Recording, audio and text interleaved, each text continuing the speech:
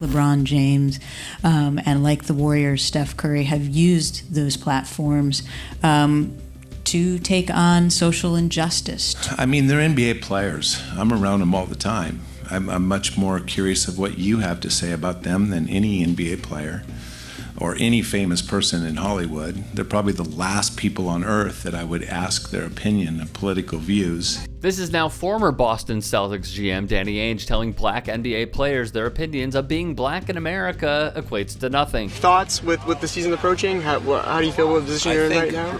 I think Governor Romney will do wonderful as president of the United States. Yet when asked about a question of the upcoming NBA season, he turns to politics. I think Greg Popovich has earned my trust as a fan and a person that knows him and has been around him, as has Steve Kerr, who is also vocal, is another guy that I really like as a person.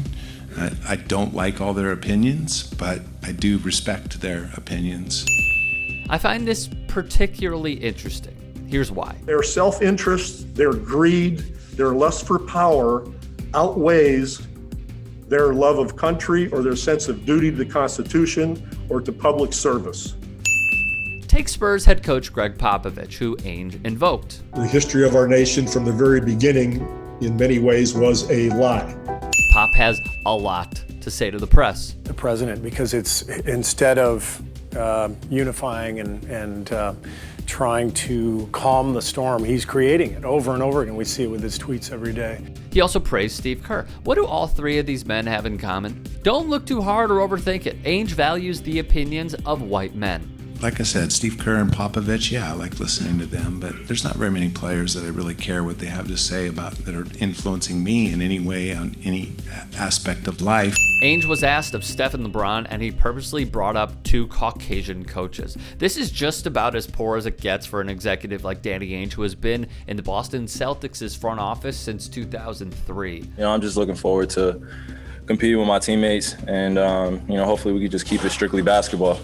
There's no belligerence or any racism going on, subtle racism and people yelling from the crowd. When Brooklyn Nets star and former Celtic Kyrie Irving said this prior to Game 3, Danny Ainge responded with an even more tone-deaf remark.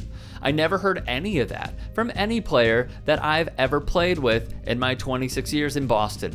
Maybe you just don't have those conversations, or you don't care to, Danny. Tristan Thompson, who played with Kyrie in Cleveland, explained what he went through as a visitor when asked by Boston Globe reporter Gary Washburn if he, quote, had heard anything racial during your time coming in as a Cav. Thompson said, yeah, of course, definitely. I've definitely heard guys say some crazy stuff. Add Tristan Thompson to the list of people Danny Ainge apparently has not spoken to, wrote longtime NBA writer Kurt Helen. Marcus Smart, a member of the Celtics since he was drafted out of Oklahoma State in 2014, said of Celtics fans, yeah, I've heard a couple of them. It's kind of sad and sickening. Even though it's an opposing team, we've had guys on your home team that you're saying these racial slurs, and you expect us to go out here and play for you?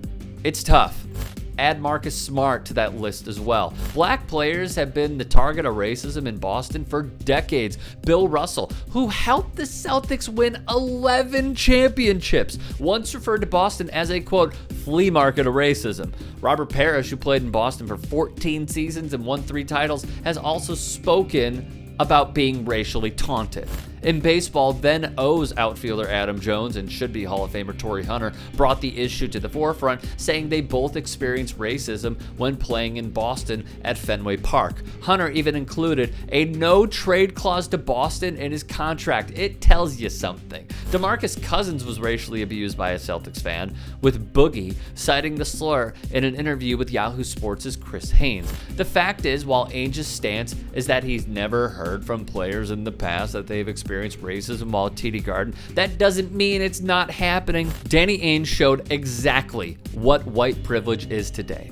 He's played with multiple players who have experienced racism in Boston and is also the GM for another era of players who have also experienced racism. But because it doesn't affect him, he hasn't noticed it and is ignorant.